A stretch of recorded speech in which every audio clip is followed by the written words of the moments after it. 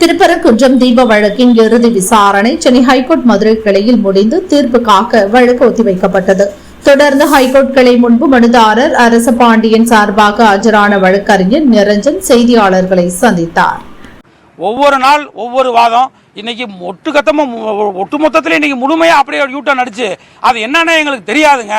எங்ககிட்ட அது சம்பந்தப்பட்ட ஆவணங்கள் இல்லை.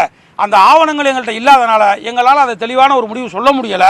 ஒருவேளை மனுதாரர் தரப்பில் ஏதாவது ஆவணங்கள் இருந்தால் அந்த ஆவணங்களை எங்கள்கிட்ட சமர்ப்பிங்க.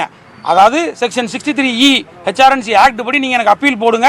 அந்த அப்பீலில் எங்களுடைய ஜாயின்ட் கமிஷனரோ அசிஸ்டன்ட் கமிஷனரோ அதை என்னன்றதை விசாரித்து நாங்கள் ஒரு நல்ல நியாயமான தீர்ப்பை பிறப்பிக்கணும்னு இந்த தமிழ்நாடு அரசு சொல்கிறாங்க. இதையும் நாங்கள் இன்றைக்கி கேட்டிருக்கோம். அதுக்கான வாதத்தையும் முன் வச்சுருக்கோம்.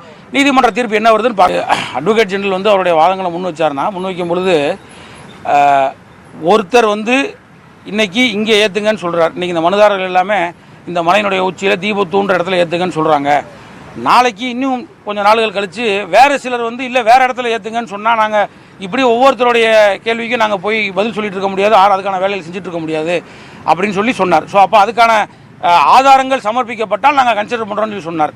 மனுதாரர்கள் எல்லாருடைய ஒரே ஸ்டாண்டு ஒன்று தான். மலையினுடைய உச்சி தான் நம்மளுடைய பாரம்பரியம்.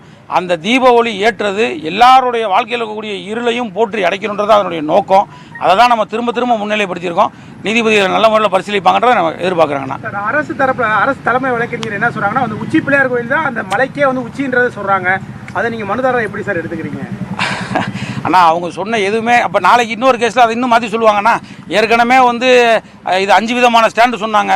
இது ஒருத்தர் தீபத்தூன்னாரு, ஒருத்தர் கல்லுன்னாரு, ஒருத்தர் சர்வே கல்லுன்னாரு, ஒருத்தர் சமணருதுன்னாரு, ஒருத்தர் அதுக்கு மேலே போய் இது வக்ஃபு சொத்துன்னாரு.